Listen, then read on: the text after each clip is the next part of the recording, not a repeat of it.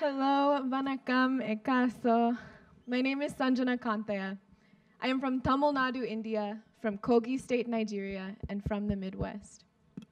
I am from English-educated Indians who found themselves in leadership positions. I am from colonial missionaries who took in my forefather after he was disowned by his Hindu family. I am from the Christian minority, 6% of Tamilians. I am from ECWA and Tamil churches.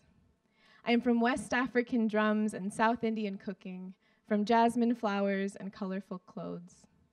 I am from changed names, British tea, racial slurs.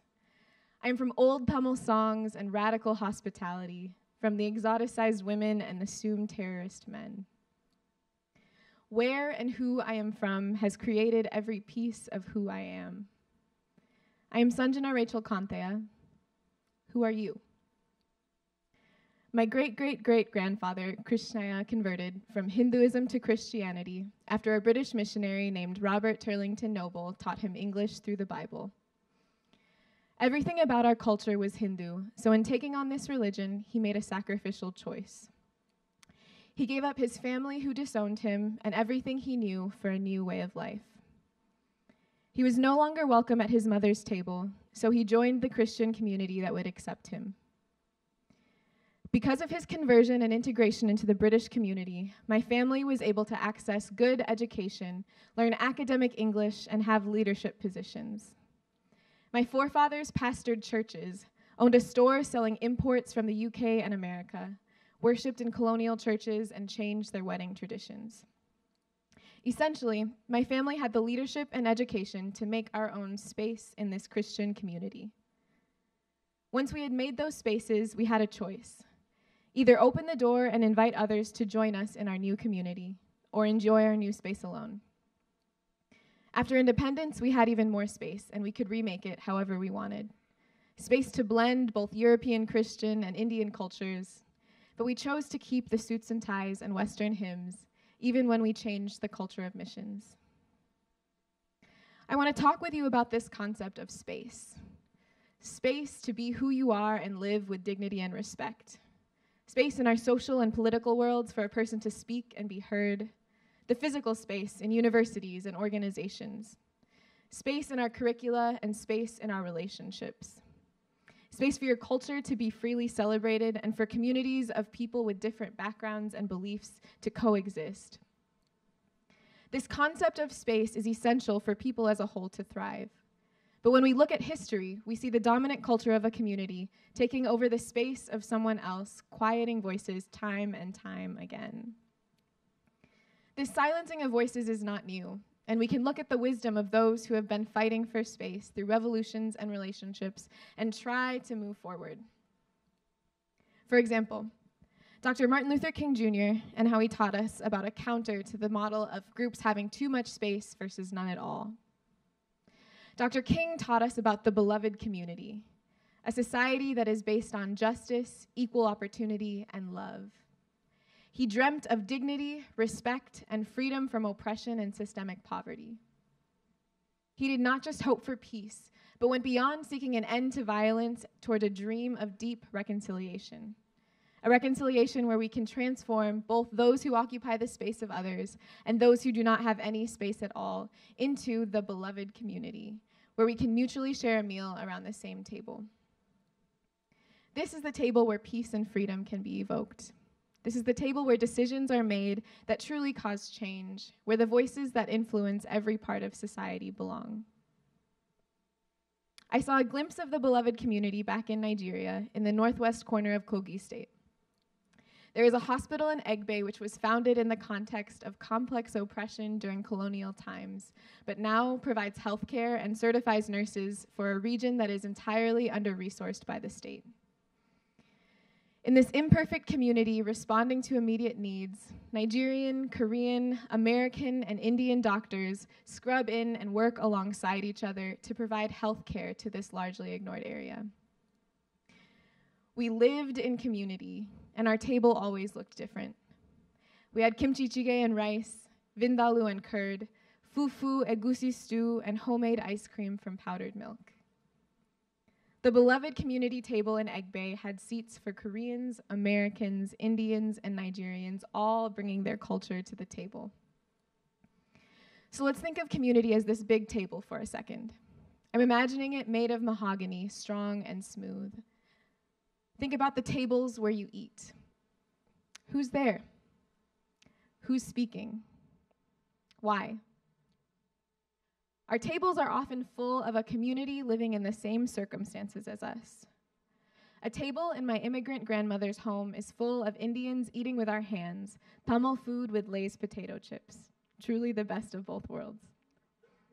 The table in our religious spaces is where we worship and congregate as white churches, black churches, LGBTQ churches, etc. We have entire fields of work full of people who have shared privileged or underprivileged experiences that have brought them there.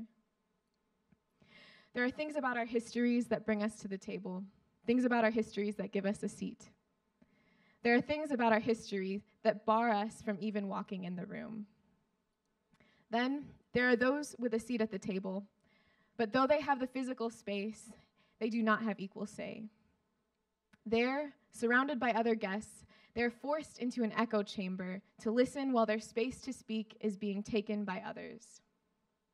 This can be going through an entire education system with lessons and literature that connect with the culture, religion, and history of most of your classmates, but never your own.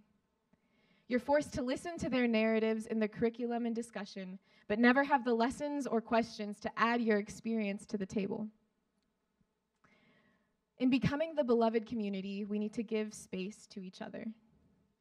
If we are the ones at the table, we need to pause, make space at the table for others, and listen.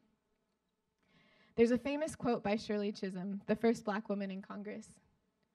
She says, "If they don't give you a seat at the table, bring a folding chair." That's not really easy to begin with, and not all of us have folding chairs to bring. In fact, some of us are not even allowed in the same room as the table. Many of us are locked away behind real bars or the bars of unequal education and opportunity. The unfortunate reality is that there are some tables we are welcome to, some tables that are full, some we never got the invitation to, and there are some tables we just physically cannot reach. We can try to get in, and some even will. But if there's not someone who has enough power to make some room and pull those who have never been welcomed in, the rest of the guests will likely never know there were others there in the first place. There are things about who I am that got me a seat at some tables.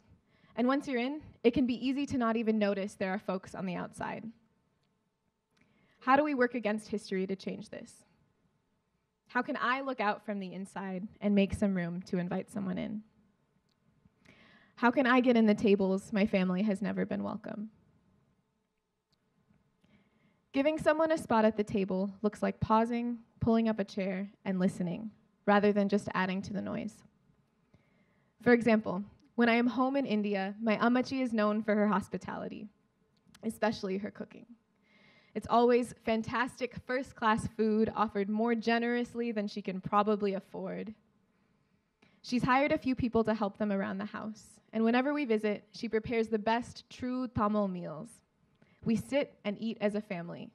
We talk about church or about family things, but if anyone who works in their home hasn't eaten, whether it's the gardener or her cook, my ammachi gets another plate, starts serving rice, and invites them to sit at her family table. In most homes, the servants eat separately, but my grandmother's invitation goes beyond acknowledging their presence. She cleans a plate, fills it, pulls up a chair, and sits them next to her guest of honor. That is the beloved community. We create the beloved community wherever we are by pausing to see who is missing, making space, and listening. An example of this in Chicago's refugee community is how GirlForward was founded. When Blair Bretschneider was working at one of the resettlement agencies, she looked around the after-school center and saw something missing. The girls were facing such unique barriers, and there wasn't enough time, resources, or support to give girls who were resettled the boost they needed to pursue the dreams they deserved to achieve. So she started with one girl, listened, and looked for resources to support her. And over time, that turned into a girls' group, which turned into a mentoring program, a summer camp, a safe space in schools, and an after-school center. What was created in the midst of the biggest refugee crisis the world has ever seen is a community of support for girls who are working long and hard to overcome poverty, language barrier, disrupted education, trauma, and the challenges Chicago throws at them. Our girls create this community as they come together from all over the world and bring their joys and pains to the table. They build the beloved community with the resources and languages they have, under the mutual understanding of what it feels like not to have a seat at the table. They give each other the space to be who they are, when where they are is not what they had planned. Now, one last time, imagine with me the beloved community in full, a society that is based on justice, equal opportunity, and love. Imagine walking into a room full of people who know about your family, your interests, and where you've been, with no doubt in your mind, you know the people in this room are for you, not against you. Maybe there's music, maybe people are praying or creating. Imagine there is a huge table in the center of the room. The seats are full of people dressed in every fashion, people who work in every field and come from different places. They all welcome you. Imagine people who are all rich in health and education, all sitting around this beautiful table. Imagine a truly multi-ethnic spread, and somehow your favorite food is still there. Imagine a community where everyone is welcome and they've saved a space for you at the table. This might sound unachievable, completely out of reach, but it is already present in small parts of our existing communities. There are places where folks at the table make space for others and listen. These small, beloved communities are what will spread, and over time, give us the hope and space we need for a seat at the table. So, who is at your table? Who is not? Why? It's time to pause. It's time to listen. It's time to pull up a chair. Thank you.